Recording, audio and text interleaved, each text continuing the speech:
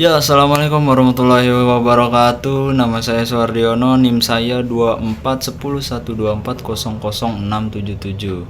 Di sini saya akan memperlihatkan video eksperimen konsep dasar IPA biologi, yang dimana saya akan membuat sebuah eksperimen perubahan kacang hijau menjadi toge.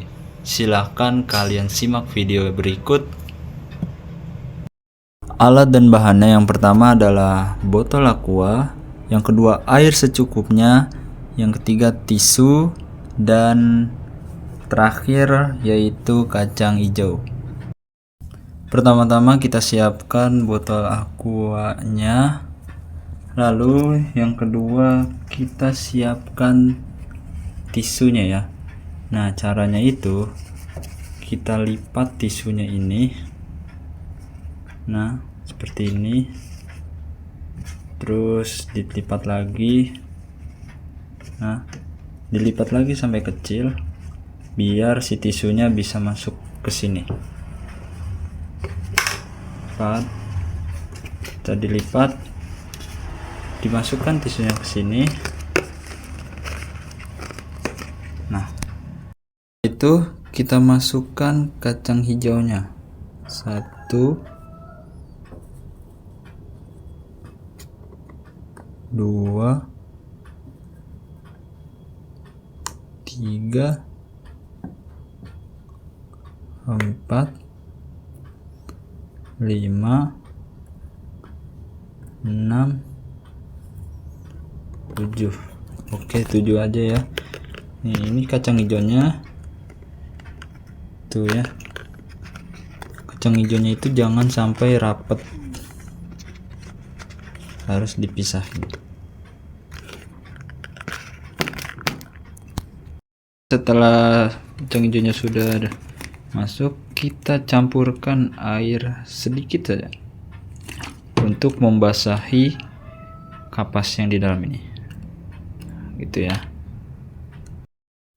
Ketika airnya sudah dikapas, kacang hijaunya kita simpan di tempat yang lembab supaya dia bisa tumbuh dengan baik. Kita simpan aja di kolong meja ini ya.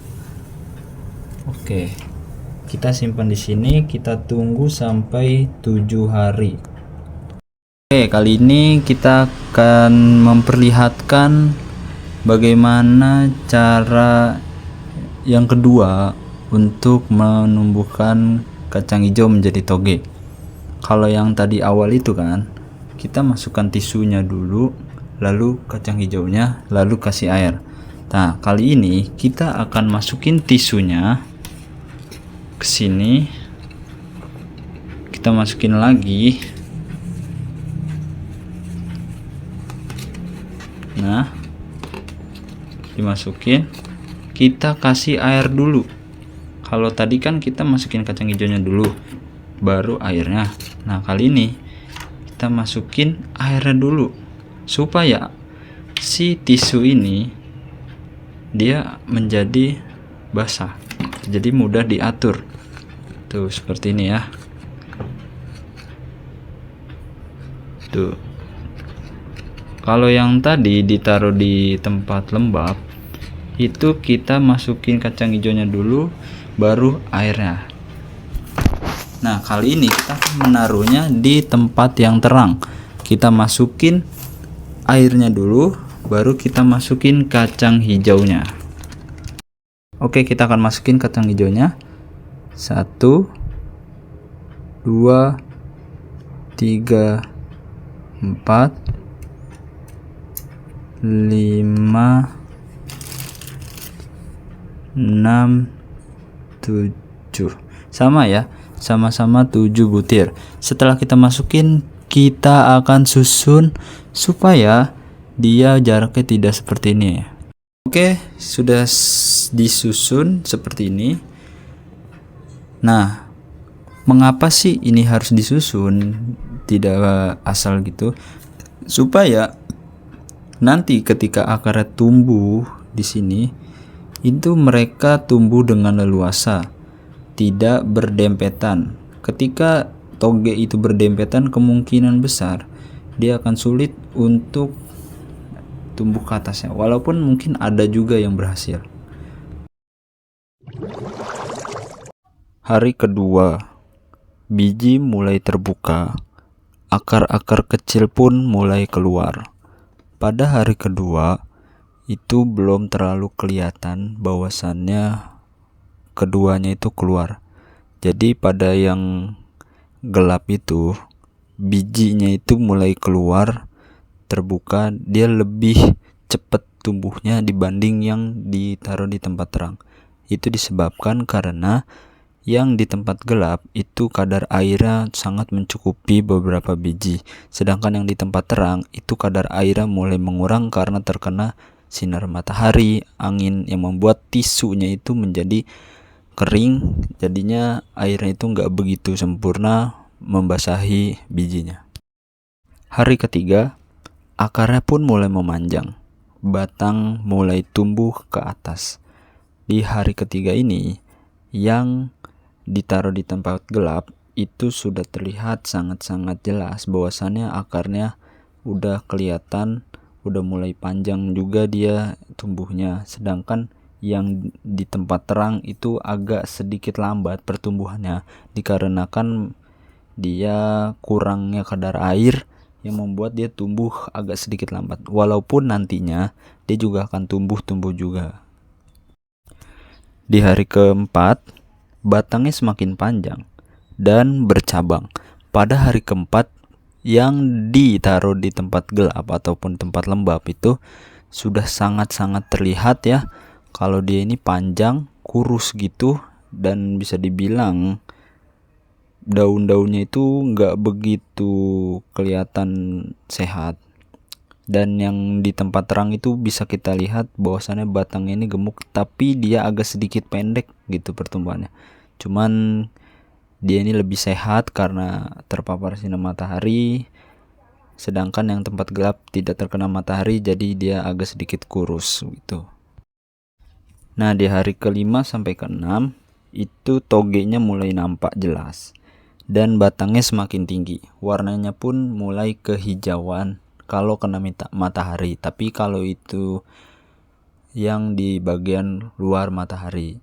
Kalau misal yang ditaruh itu batangnya kelihatan kuning gitu ya, seperti halnya kayak mau layu. Ada juga beberapa yang nanam di hari kelima itu udah mulai rontok ataupun layu bisa dibilang ya, atau bahkan sampai mati. Itu karena dia kurangnya terkena sinar matahari gitu. Nah, yang terakhir ini di hari ketujuh, keduanya udah mulai tumbuh menjadi tumbuhan yang siap panen lebih awal gitu ya. Kecambahnya ini udah menjadi tanaman muda. Itu biasanya yang kena sinar matahari tumbuhnya itu akan lebih sehat. Daunnya hijau, batangnya tumbuh gemuk. Sedangkan yang ditaruh di tempat lembab seperti ruangan itu batangnya kurus gitu, dan dia lebih tinggi dari yang ditaruh di sinar matahari, tapi dia kayak layu gitu kalau misal dilihat-lihat. Tapi ada juga yang berhasil seperti di foto ini, berhasil tumbuh tinggi, tidak layu, hanya saja batangnya kecil, daun-daunnya pun nggak begitu hijau. Jadi kesimpulannya, kacang hijau yang tumbuh di daerah gelap tumbuh lebih optimal dan cepat. Sedangkan yang di daerah terang tumbuhnya sedikit lambat. Hal ini dikarenakan peristiwa etiolasi. Peristiwa etiolasi itu adalah sebuah kondisi pertumbuhan tanaman yang terjadi karena kekurangan cahaya. Nah, selain itu, hal tersebut juga diakibatkan karena tidak terurainya hormon auksin, sehingga tanaman akan terus memacu pertumbuhan batang. Nah, hormon auksin itu adalah hormon tumbuhan yang mengatur pertumbuhan pemanjangan sel.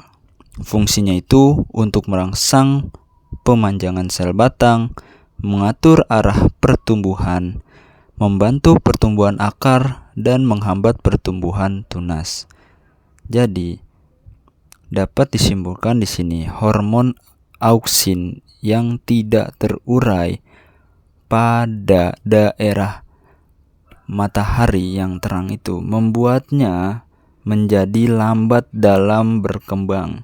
Jadi batangnya itu agak sedikit lambat tumbuhnya, tetapi di sisi lain batang pada sinar matahari yang diterang itu jauh lebih bagus gitu ya, gemuk dibanding yang ditaruh di tempat yang lembab. Nah, auksin ini juga pada tumbuhan yang ditaruh di tempat terang itu merangsang pemanjangan sel batang yang bisa dibilang pada sinar matahari ini hormon auksin di kacang hijaunya itu tidak begitu optimal, sehingga pemanjangan sel batangnya nggak begitu panjang daripada kacang hijau yang ditaruh di tempat lembab. Tapi meskipun begitu, yang ditaruh di tempat terang batangnya itu sehat, terlihat gemuk, dan juga tumbuh daun yang segar dibanding kacang hijau yang ditaruh di tempat yang lembab. Sekian dari penjelasan saya. Mohon maaf sekali atas penjelasan di kesimpulan yang tadi. Ada kata-kata yang tidak dimasukkan, itu disebabkan karena saya masih belajar. Insya Allah saya akan terus berusaha untuk menjadi lebih baik supaya penjelasannya lebih mudah dipahami. Terima kasih sudah menonton, kurang lebihnya mohon maaf. Wassalamualaikum warahmatullahi wabarakatuh. Thank you guys. Sehat-sehat kalian dan jaga diri kalian, dan ingat guys, kalian sudah melalui banyak rasa sakit, kalian kuat, kalian bisa lalui lebih banyak rasa sakit itu. Karena sekali lagi guys, gue bilang ke kalian guys, Tuhan gak akan memberikan cobaan yang tidak disanggupi oleh hambanya guys. Semua yang kalian lalui itu guys sudah sejalan Tuhan, dan Tuhan tahu kalian bisa melalui itu ya.